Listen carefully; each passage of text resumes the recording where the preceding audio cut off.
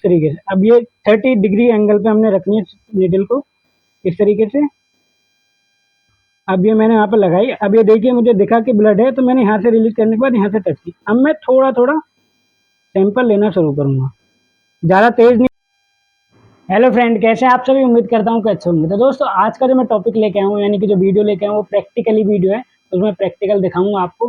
वो टॉपिक जो है वो हमारे स्टूडेंट, चाहे वो पैरामेडिकल स्टूडेंट हो या नर्सिंग ऑफिसर्स हो या ओटी टेक्नीशियन हो या लैब टेक्नीशियन हो, सबको काम आने वाला टॉपिक है आज का।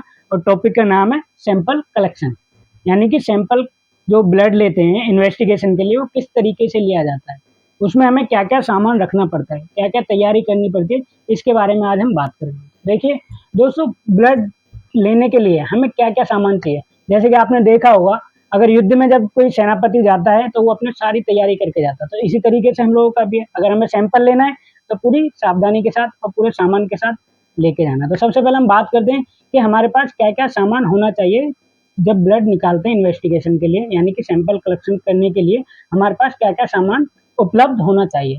देखिए, सबसे पहले हमारे पास स्टेराइल ग्लव्स होने चाहिए, ये हैं। उसके बाद हमारे पास सिरिंज होनी चाहिए, स्टेराइल निडल होनी चाहिए, टूनिकेट होना चाहिए और स्पीड स्वैब और ड्राई कॉटन भी होनी चाहिए हमारे पास। स्पीड स्वैब और ड्राई कॉटन भी होनी चाहिए। अब जो प्रोसीजर होगा वो मैं आपको दिखाऊंगा, स्टाइल तरीके से ही दिखाऊंगा कि प्रोसीजर कैसे किया जाता है। अब मैं पहले ग्लव्स पहन लेता हूँ।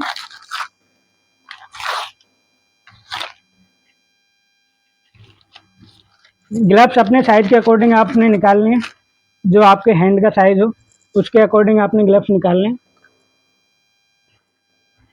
इस तरीके से। ये इस तरीके से पहनने हैं ग्लव्स आपने।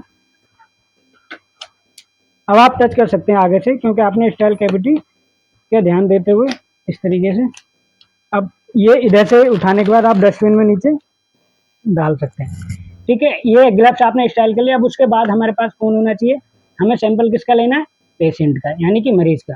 तो चलते हैं मरीज के पास।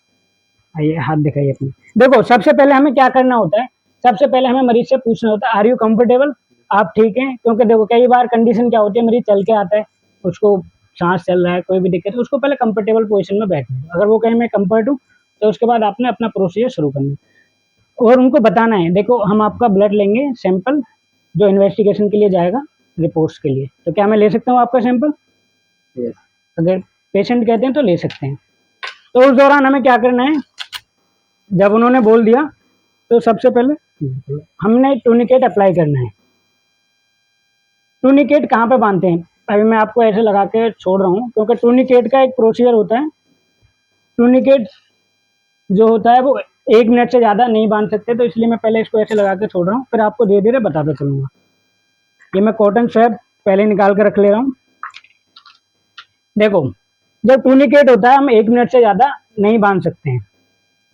तो मैंने टूनिकेट बांधा। टूनिकेट कहाँ पे बांधना है, जहाँ पे जैसे मैंने ये बैंड देखी, ये मुझे लग रहा है कि यहाँ से मुझे सैंपल कलेक्ट करना है, तो उसके या तो मैं 3 इंच ऊपर जाऊँगा या 3 फिंगर इस तरीके से कर लूँगा। या तो 3 फिंगर नाप लो या 3 इंच नाप लो। आपने टूनिकेट को अप्लाई किया, इस तरीके से अप्लाई किया, तो मरीज को बोला अंगूठा अंदर करने के बाद मुट्ठी बंद करनी है। अब जब तक ये बैंड बन रही है, उस दौरान आपने सिरिंज को चेक कर लेना है कि आपकी सिरिंज वर्किंग है नहीं, स्टाइल तरीके से। ये चेक कर लिया, मेरी सिरिंज अभी ठीक है, काम कर रही है। अब उसके साथ मैंने ली स्पीड स्वैप। अब स्पीड स्वैप से साफ करने का भी तरीका होता है, ऐसे नहीं कि आपने इस तरीके से शुरू किया, इस तरीके से नहीं, अंदर से बाहर की तरफ जाना है। यानी मुझे ये वाली वेन दिख रही है, यहाँ से सैंपल लेना है, तो ऐसे आउटर बाहर की तरफ जाना है इस तरीके से। अब आप देख रहे हो वेन दिख रही है। अभी मैं इसको टच कर रहा हूँ, क्योंकि मुझे अभी दोबारा भी मैं स्पीड करूंगा ताकि मैं देख लूँ, फील कर सकूँ, क्योंकि एक बार कॉटन फाइनल आप करने के बाद आपने दोबारा टच नहीं करनी है। तो एक बार और मैं कर रहा हूँ फाइनल, ये कर लिया। करने के बाद अब मुझे वेन दिख रही है, ये देखिए यहाँ पे वेन मुझे दिख रही है, मैं यहाँ से सैंपल कलेक्ट कर सकता हूँ। इस दौरान मुझे ड्राई कॉटन भी हाथ में लेके रखनी है सैंपल के बाद वहां पर रखने के लिए। अब ये देखिए वेन निकल के आ चुकी है। अब इसके साथ मैं अपनी इसको सिरिंज को भी चेक कर लूंगा, निडल को, जो निडल का जो ऊपर का हब है, यानी जो ऊपर का पॉइंट है, वो ऊपर की तरफ होना चाहिए, अपर पार्ट की तरफ। आगे से निडल को टच नहीं करना है, इस तरीके से रखनी है। अब ये मैंने यहाँ पे इस तरीके से पकड़ा। क्यों पकड़ रहे हैं इस तरीके से? क्योंकि अगर हमारी वेन जो बैक फ्लो या इधर उधर ना रपटे, इस तरीके से। अब ये 30 डिग्री एंगल पे हमने रखनी है नीडल को, इस तरीके से। अब ये मैंने यहाँ पे लगाई। अब ये देखिए मुझे दिखा कि ब्लड है, तो मैंने यहाँ से रिलीज करने के बाद यहाँ से टच की। अब मैं थोड़ा थोड़ा सैंपल लेना शुरू करूँगा। ज़्यादा तेज नहीं लेना है ब्लड सैंपल, धीरे धीरे लेना है। अब जितना मुझे ज़रूरत है, यानी 2 ml लेना है, तो मैंने 2 ml ब्लड लिया। अब ब्लड लेने के बाद, अब मुझे पता ब्लड ले लिया तो टूर्निकेट को रिलीज कर देना है। टूर्निकेट को रिलीज कर दिया, मुट्ठी खोल लीजिए।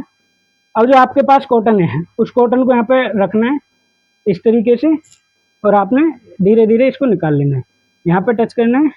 अब ये हो गया सैंपल, आपने ले लिया। अब सबसे ज़्यादा चीज़ें ध्यान कहाँ पे देनी होती हैं, ये जो कैप है इसका, इसको रिकैपिंग करने का तरीका यही है कि आपने टेबल पर रखा हुआ है, उस तरीके से मरीज को आप ऐसे करके छोड़ सकते हैं। अब आपने ये कर दिया, नीडल को आगे से टच नहीं करना है। मैंने टच नहीं किया है, मैंने टेबल पर कैप पड़ी हुई थी, उसको नीडल को उसके अंदर डाल के अब ये टच कर लिया। नीडल को टच नहीं किया, कैप को टच किया, और इसके बाद इसको रोटेट करके निकाल देना है। ये रोटेट करके नीडल को अलग रख देना है, क्योंकि शार्प है, नीडल स्टिक इंजरी होने के चांसेस। तो हमने डायरेक्ट नहीं लेना है ब्लड, जो सैंपल वायल में डालना है, डायरेक्ट नहीं डालना है, वायल को निकालना है इस तरीके से, इसके ढक्कन को ओपन करना है और डायरेक्ट ब्लड इसके अंदर डालना है। ये डाल लिया। इस तरीके से डालने के बाद इसको कैप कर देना है, और आपको अपनी ज़रूरत के हिसाब से, यानी जो वायल की रिक्वायरमेंट है, आपने सैंपल को रोटेट करना है, घुमाना है, आप घुमा सकते हैं जितना उसमें लिखा हुआ है उस वायल के हिसाब से।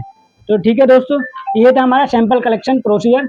मैं उम्मीद करता हूँ कि आप इससे समझ पाए होंगे, और मैं यही कोशिश करता रहता हूँ हर वक्त कि आपको अच्छी से अच्छी प्रैक्टिकल वीडियो में और कैसे लेके आ पाऊँ। तो thank you for watching this video. अगर आपको अच्छी लगी तो ज़्यादा से ज़्यादा शेयर करें, एंड चैनल को सब्सक्राइब करें और कमेंट में बताएं। Thank you so much.